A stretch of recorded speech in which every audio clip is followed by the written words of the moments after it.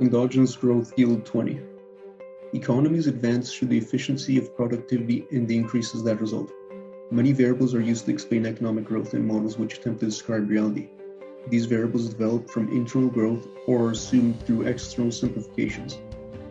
Endogenous growth is most noticeable in economic growth due to innovation. Throughout this presentation, we will look through the details of endogenous and examples in engineering and science. Old models. Neoclassical economics relies on dated principles which were used to explain economic growth. The theory states that economic growth is the result of three factors: labor, capital, and technology. Early indigenous growth theories use simplified assumptions and variables. It urges that improvements in productivity can be tied directly to faster innovation and more investments in human capital from governments and private sector institutions.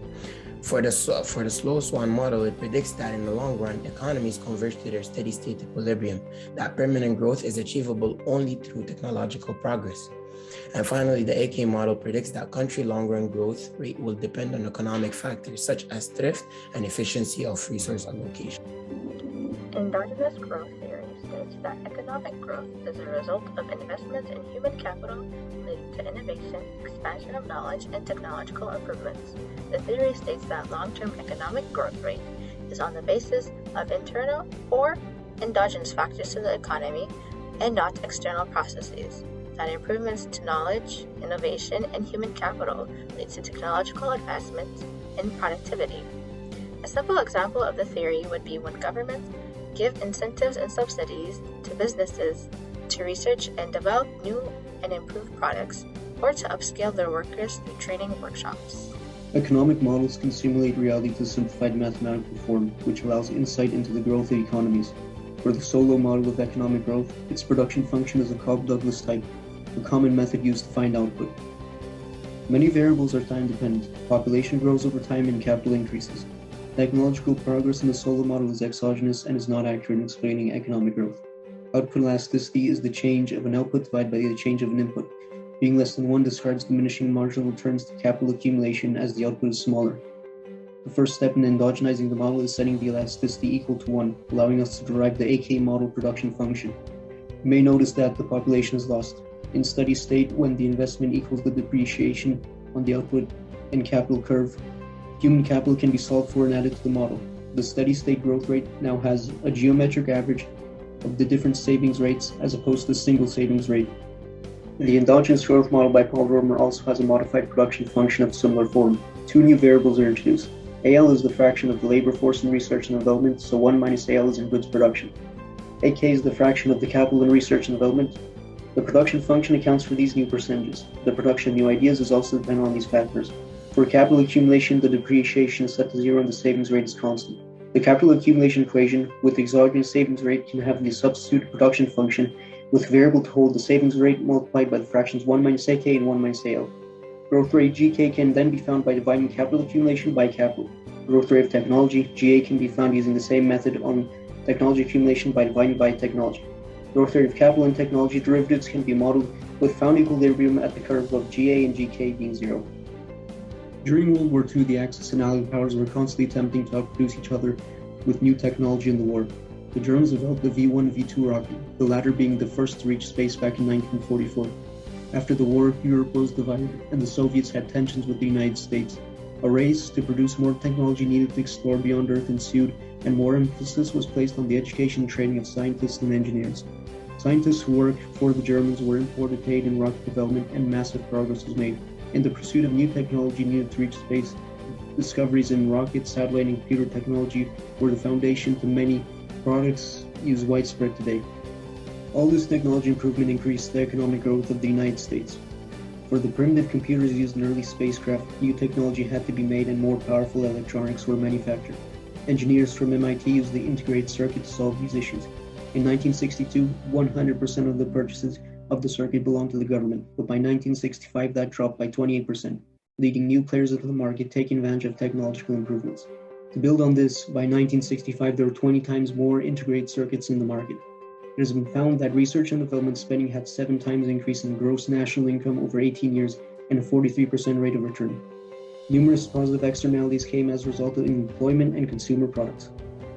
Car manufacturers have actually joined the race for the development of electric vehicles. They invest a lot of money in development of startups, conclude agreements with each other, open innovation funds, etc. The number of players include many newcomers. What electric car manufacturers expect? Success is far from being guaranteed. The head of Spain says we have future and we have patience. It will be difficult, but we'll have to move forward. State support can help boost the industry a lot. China has been subsidizing the construction of electric vehicle factories, and innovative development since the beginning of the development of the industry.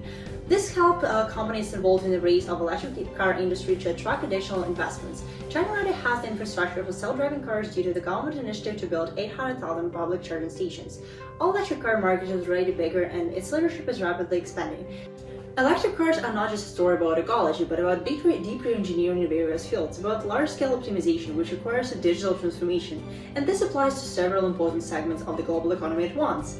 The era of oil will continue, although the volume, consumption, and distribution to consumers will be totally different. After all, vehicles that go to electricity are major consumers of petrol and products. Oil consumption will be reduced by 10%. The popularization of electric vehicles will change the transport industry of several segments adjacent to it. The spread of electric vehicles and the emergence of large number of radically new players in the auto market must lead to a significant paradigm shift in both B2B and B2C segments, which will lead to rapid growth of new services in various infrastructure segments, including smart home and smart cities. Of course, the development of everything related to digital transformation will require new computing power, updating telecommunication infrastructure, and new integration tasks. Environmental friendliness is the most obvious advantage of electric vehicles, and as it can be seen from the surveys, the most sought after feature. Indeed, the carbon footprint during the operation of electric cars is practically zero, while non-ecological natural gasoline diesel engines can be felt even with your nose. There are plenty of different ways biomedical engineering has improved medically. There are two of them that I'm going to be talking about today, and the first one is going to be transdermal patches, and they're utilized as a strategy to break nicotine addiction or any addiction in general. Upgrades in the structure, material, and delivery mechanism has improved the variety of different applications it can perform.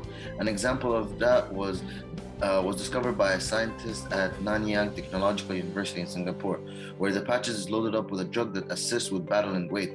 These mixtures are delivered through many biodegradable microneedles in the fix that rarely harms the skin or irritates it, as the needles break down and the medication is gradually delivered into the body. And second is wearing devices, which are gadgets that are flexible, waterproof, and stretchable. If you think about it, it's only gadgets, but they turn out to be way more than gadgets, and they're more multifunctional than we think, and they can screen various well-being boundaries, for example, pulse rate and blood pressure. Limitations. Conditional convergence in economic growth is not explained by the theory. Lack of empirical evidence of the mechanisms of the growth rather than only outlining the outcomes with accuracy. The endogenous growth model expands previous models by adding complexity and endogenous variables and creating a better basis to describe economic growth. It has been seen that technological development, due to investment in human capital, has direct implications on the rate of economic growth, seen through examples provided in science and engineering industries. As all economic models, they are not perfectly sequential with reality, because the complexity makes it impossible to account for every variable that affects the economy, but reasonable estimations can be made